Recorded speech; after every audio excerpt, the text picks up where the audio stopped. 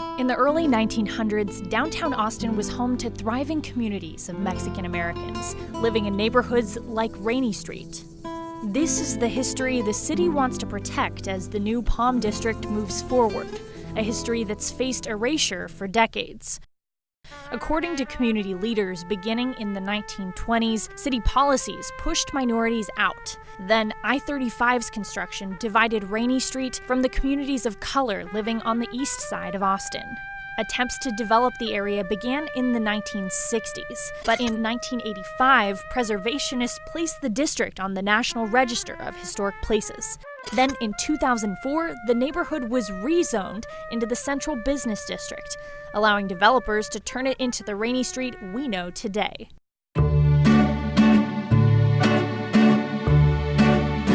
The city of Austin is taking steps towards creating a formal district in downtown Austin to preserve that Mexican-American heritage. They've been looking at how other cities have done it and are floating new ideas to boost different types of business and cultural activities in the area. The goal is to highlight spots like the historic Palm School and the 5th Street Mexican-American Corridor. According to the city demographer, nearly 40% of Austin's population is Hispanic, and expectations are for that number to be even larger after the next census. The city is looking for a chance to celebrate Mexican-American heritage of years past and welcome in new generations. I'm here with Dr. Fred Brent of Georgetown ISD. For kids today, there are so many different pressures that are on them that probably are different from what you experienced even when you went to school. I know academically the stress can be hard.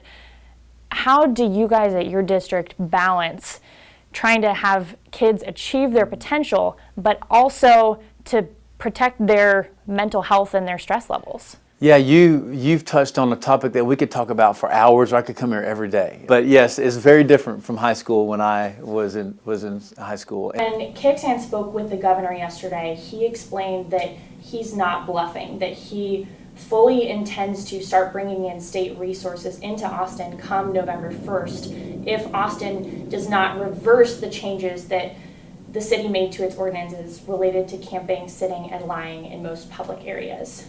What do you think about that? I think it's really good that the governor is now focused on homelessness. Certainly Austin has a challenge. Hello, how are you doing today, sir? Pretty well, pretty well. My name is Skylar Garza and this is Jaime Hernandez, and we're promoting Civics for Y'all.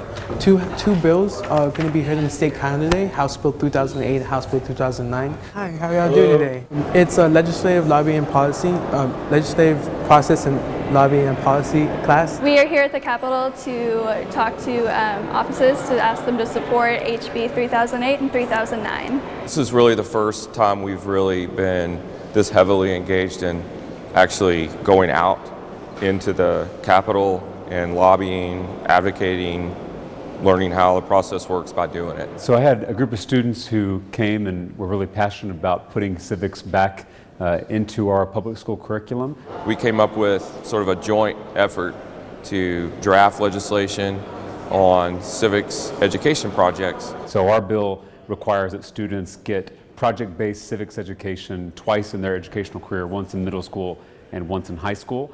And they'll learn how their government works, they'll learn how to advocate for issues they care about, and then they'll put that into practice by finding an issue in the community that they want to focus on. I was really excited to hear that this bill is about civics education, because that's like what we're doing as part of the class. Is we're getting this learning through this project through the whole semester, and then we're advocating for middle school and high school students to get the same type of experience that we're getting. We were like, what would be a good idea? Well, we're Texas, we're Texan, we're from Texas, what would be good? Y'all. What do Texans say? Y'all, so civics for y'all, because everyone needs civics. We feel that everyone could benefit from this kind of education in their lives, and it can help them in the future achieve what they want to achieve. I think in this building, Republicans and Democrats agree that the greatest threat to our democracy is not each other. The greatest threat to our democracy is apathy, this corrosive indifference to civic life. And that apathy is demonstrated in the fact that our state has some of the worst civic health indicators in the entire country. We have incredibly low voter turnout. We have a low percentage of folks who volunteer in the community or who advocate here at the Capitol, and that's a real danger to the democratic process. And we're here pushing the civics education bill. And I see it as a big experiment on our part to give students a chance to apply what they're learning in the class, and it's working. Well, thanks. Yeah, y'all have a great lunch today. Right, hopefully.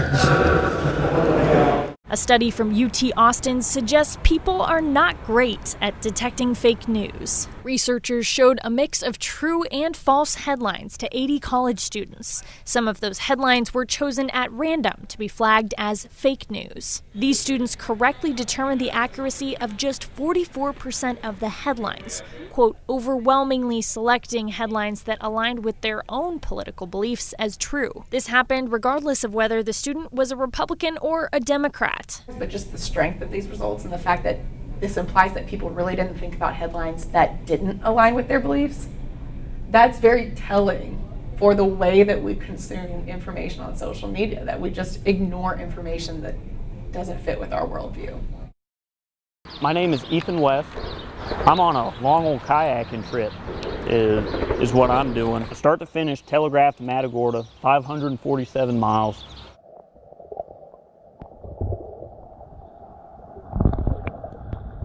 I am a barber and mason. Of course, right now the barber shop is temporarily closed. I told all my customers, hey, I'm going on a big trip. And so I kind of cut everybody's hair like the last 2 or 3 weeks, and so they're waiting for me to get back. I don't have many original ideas, and I would not claim that this is my idea. There was 3 boys who in 1937 paddled the Colorado River, and they went from Ballinger, Texas down to Matagorda Bay. They did it again 54 years later. When I first read the article, I thought, you know, this is from 1937. It couldn't happen. You know, nowadays there's lakes, there's dams, there's all sorts of stuff. And then I realized, wait, 3 60, 70-year-olds all got in a canoe and did it again in 1992. We had dams then. This is very possible. My trip is not entirely similar to theirs. I started from a place called Telegraph, Texas. We're coming up on 300 miles now. It'll turn out fine. I'm kind of winging it, I guess.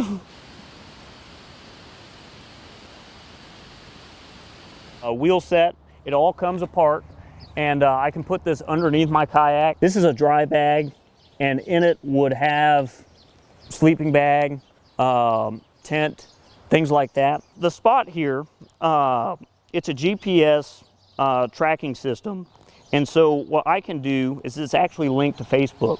Doing this trip, I'm able to see everything with a new look. I'm seeing places that I never thought I would appreciate, but I am. Yesterday, I saw 3 bald eagles. We're standing next to this bridge, and there are hundreds of cliff swallows, you know, roosting. And so I've just been kind of just paddling away each day, and I'll camp each night. I don't know what type of spider that is, but I know it's not a good one. I was hit with one kind of rain/hailstorm, and I got up under a boat dock, and then the wind was just in my face the whole time. And so there was a lot of long days of just paddling. A lot of people go, man, you need to wear sunscreen. Here's the deal. I do. You sweat through it and then you sunburn. And so you got to reapply, stay on it. I'm doing a news interview with scaly skin. You know, look at me. You know, your arms hurt at the end of the day, but you work through it, where the biggest success in my story would probably be due to other people. A lot of people think there's no wild places, and the problem is they don't try hard enough, you know, to get there. This will hold a special place in my heart because it's from the great state of Texas. I love this place. It's where I'm from. It's my home. And when I'm sitting there and I'm old and I'm crusty, I'll be able to look at my grandkids and go, this is what I did. And they'll probably be sitting there going, yeah, whatever. But at least I'll like it.